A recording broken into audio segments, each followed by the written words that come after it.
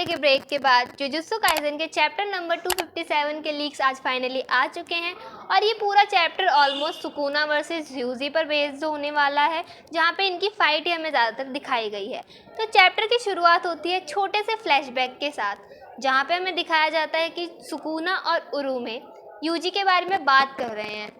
अब देखते हैं कि लोग क्या बात कर रहे हैं। यहाँ पे उरुमे सुकुना से पूछ रही होती है, यूजी के पास इतनी कम कर्स एनर्जी होने के बावजूद इतनी ज़्यादा पावर कहाँ से आई? क्योंकि हमने पहले भी देखा है कि फर्स्ट एपिसोड में हमें दिखाया गया था जब सुकुना की फिंगर यूजी ने खाई भी नहीं थी, उससे पहले भी यूजी एक नॉर्मल ह्यूमन बीइंग से ज़्यादा ही पावरफुल हमें देखने को मिला था। तो जाहिर सी बात है कि इतनी कम कर्स एनर्जी होने के बावजूद हमारे यूजी जो है वो ज़्यादा ही पावरफुल है, लेकिन फिर भी वो बेचारा कुछ भी नहीं कर पाया था अब तक।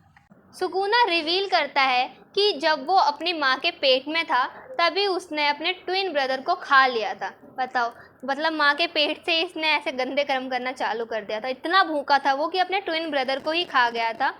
और उस ट्विन की सोल केंजाकू के हाथ लग गई थी। केंजाकू बड़ा चालाक है, जिसकी सोल उसके हाथ में आता है मौका नहीं छोड़ता बस। और उसने उस सोल को जिन इतादोरी के सोल से प्रोक्रिएट करके यूजी का जन्म हुआ। तो हमें पता चल ही गया कि यूजी के पास ऐसी सेम पावर क्यों आई। और इससे हमें ये भी देखने को मिला कि सुकुना और जिन इतादोरी भाई भाई हैं। तो ऑलमोस्ट सारी गुत्थी तो यहीं पे ही सुलझ जाती है कि हमारे यूजी के पास ऐसी पावर्स कहाँ से आई हैं। यही उरुमे सोचने लगती है कि यूजी के पास भी सेम ही पोटेंशियल होगा सुकुना की तरह। और हमें यहाँ पे देखने को भी मिलेगा कि यूजी के पास कितना पोटेंशियल है, क्या वो सरप्रेस कर सकता है सुकुना को, क्योंकि दोनों भाई हैं, जिसका मतलब सेम पावर यूजी के पास भी होनी ही चाहिए। और उसके बाद फ्लैशबैक खत्म हो जाता है और हम यहाँ प्रेजेंट में देखते हैं कि यूजी सुकुना को 2 ब्लैक फ्लैश के साथ हिट करता है।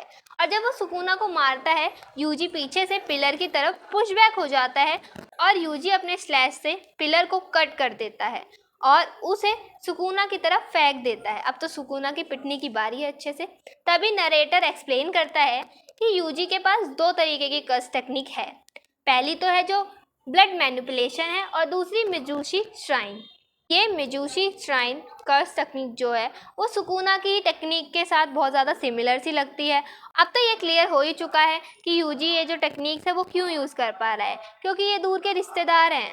इतने कॉम्प्लिकेटेड तो मेरी फैमिली में रिश्ते भी नहीं है जितने इनके रिश्ते हैं। तो चलो छोड़ो। और यहीं पे यूजी सुकुना के पैर पकड़ लेता है, भीख मांगने के लिए नहीं, लेकिन उसे स्लाइस करने के लिए काटने की कोशिश करता है। लेकिन सुकुना उससे पहले ही जल्दी से यूजी की तरफ फ्लैश फेंक देता है और यूजी जैसे तैसे वहाँ से बचता है और फिर से एक ब्लैक फ्लैश सुकुना को मारता है। आज तो मज़ा ही आ गया सुकुना को इतनी मार खाते देखकर। और सुकुना को तभी रियलाइज़ होता है कि यूजी के पास सेम कर्स टेक्निक्स हैं। बहुत लेट रियलाइज़ हो रहा है बेचारे को।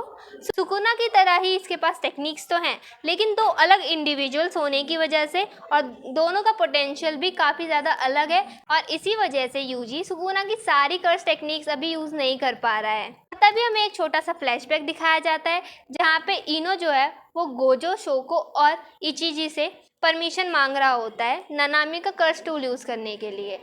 लेकिन गोजो कहता है कि तुम दोनों तो पहले से ही काफ़ी ज़्यादा क्लोज हो, तो हमारी परमिशन की तुम्हें क्या ही ज़रूरत है, क्योंकि इनो जो है वो नानामी का जूनियर भी था और बहुत ज़्यादा क्लोज भी ये लोग थे। तो वो कहता है कि तुम्हें क्या ज़रूरत है हमसे परमिशन मांगने की। इसी के बाद इनो अपनी कर्स टेक्निक को यूज़ करता है और ड्रैगन से अटैक करता है, लेकिन तभी सुकुना इजीली उससे स्लाइस करके बच जाता है और अपने पैरों से इनो का कर्स टूल जो है वो होल्ड कर लेता है। और उसे सेंस हो जाता है कि यूजी जो है वो सुकुना के पीछे है और तभी यूजी एक ब्लैक फ्लैश से सुकुना को दे मारता है।